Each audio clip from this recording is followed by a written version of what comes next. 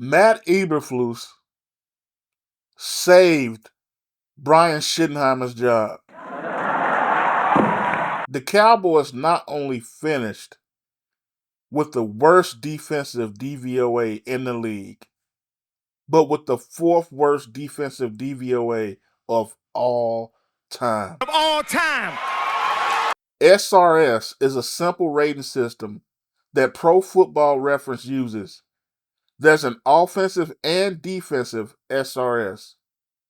The Cowboys' defensive SRS was minus 8.7, negative 8.7, the worst in the league by far. I say that to say this, because the Cowboys were absolute dog shit defensively on a historical level. Brian Schottenheimer gets to keep his job. Statistically, the Cowboys were a top 10 offense. But if you ask me, that's due to the fact they have an all-pro caliber quarterback, 2 all-pro caliber wide receivers, and Javonte Williams was playing at a Pro Bowl level. All that talent on offense, maxed by shitty play calling and situational mismanagement by Schottenheimer. They led the league in penalties on offense and were second in penalty yardage. They were 18th in red zone percentage, which is below league average.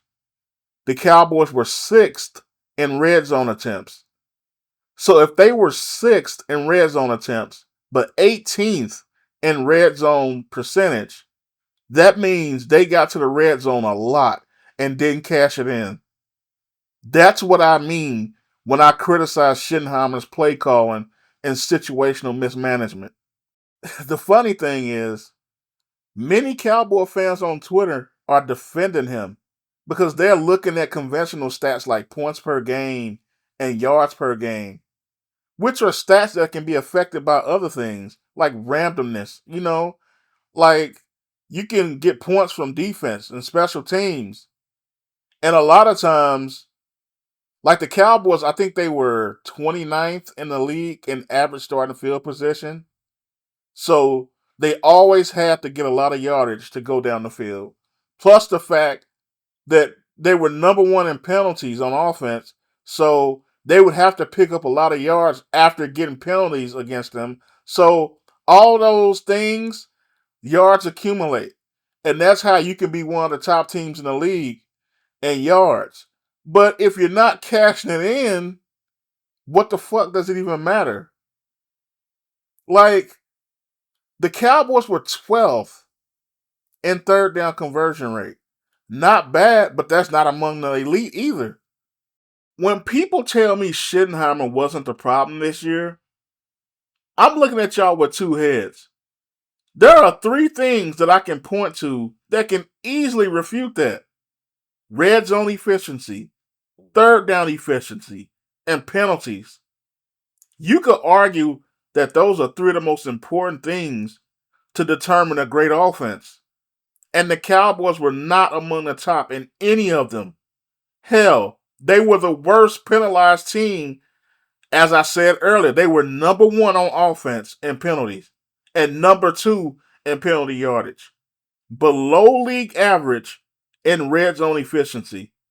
That's not good, y'all. That's not good.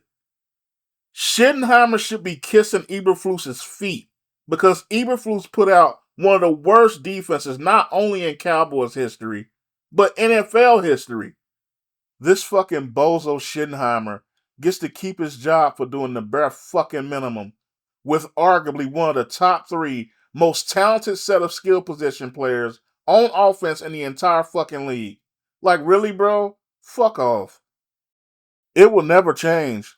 The Cowboys won't go anywhere until Jerry stops hiring stopgap coaches.